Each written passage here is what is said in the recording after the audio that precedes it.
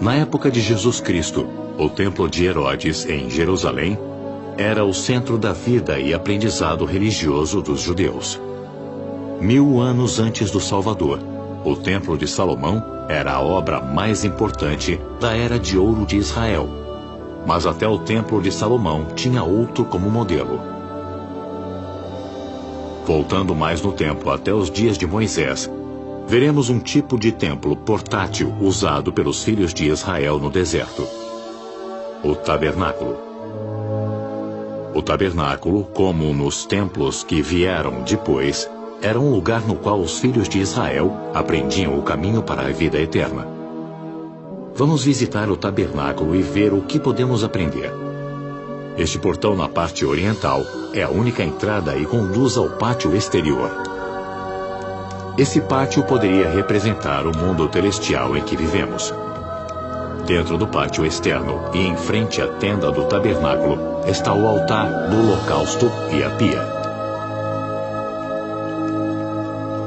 O altar do holocausto é onde as ofertas queimadas são feitas ao Senhor, simbolizando o Salvador e o grande e último sacrifício da expiação.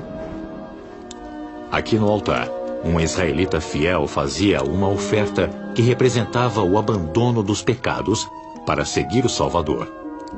Por meio de sua vida e obediência, ele se preparava para o Santo Espírito, simbolizado pelo fogo do altar. A pia era feita de cobre e continha água. Exigia-se que os sacerdotes oficiantes se lavassem aqui, antes de entrarem na tenda do tabernáculo. A pia representa a necessidade de lavar e limpar a alma do pecado.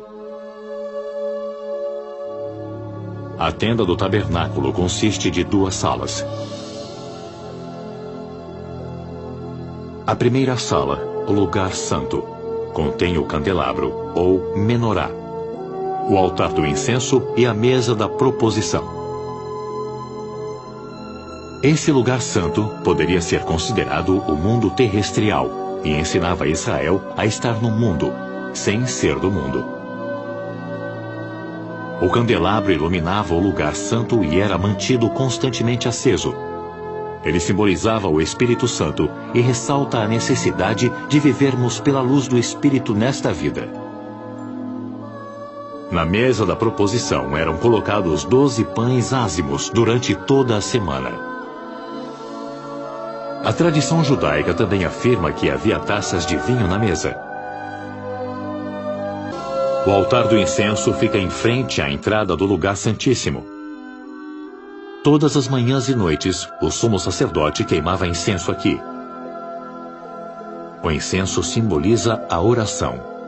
Assim como a fumaça subia do altar diante do véu, todas as manhãs e noites, Israel devia elevar suas orações regularmente ao Senhor. A posição do altar diante do lugar santíssimo também mostra a importância da oração ao preparar-nos para entrar na presença do Senhor. O véu de linho separa o lugar santo do lugar santíssimo. No véu, bordados em azul, púrpura e carmesim, há querubins ou anjos de Deus.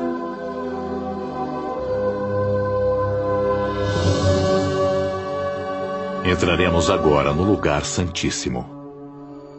O lugar santíssimo representava a nossa meta final de viver na própria presença do Senhor, no mundo celestial. O sumo sacerdote entrava nesta sala uma vez por ano, no dia da expiação. No centro está a Arca da Aliança, o objeto mais sagrado do tabernáculo. Dentro dela estão guardados outros objetos sagrados, incluindo as tábuas de pedra da lei dada a Moisés no Monte Sinai. Isso lembrava a Israel que seu retorno à presença de Deus dependia de sua obediência às suas leis. A tampa é chamada de propiciatório, é feita de ouro puro e tem 2 querubins esculpidos nela. No dia da expiação, quando o sumo sacerdote entrava no lugar santíssimo, ele espargia sangue do sacrifício no propiciatório como parte da cerimônia, simbolizando que por meio do sangue o cordeiro, Israel alcançaria misericórdia e a oportunidade de voltar a viver na esperança de Deus. O tabernáculo e seus móveis mostravam a Israel o caminho que conduzia à presença do Pai Celestial. Embora o tabernáculo nos pareça incomum hoje, as coisas que aprendemos com ele continuam válidas. O pátio externo representa o ato de achegar-nos ao Salvador, saindo do mundo. O lugar santo representava viver pelo Espírito neste mundo decaído.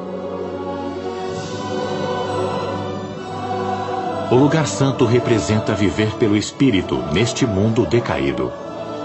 O lugar santíssimo e a Arca da Aliança nos lembram que, por meio da obediência aos convênios do Senhor, podemos voltar à presença do nosso Pai Celestial.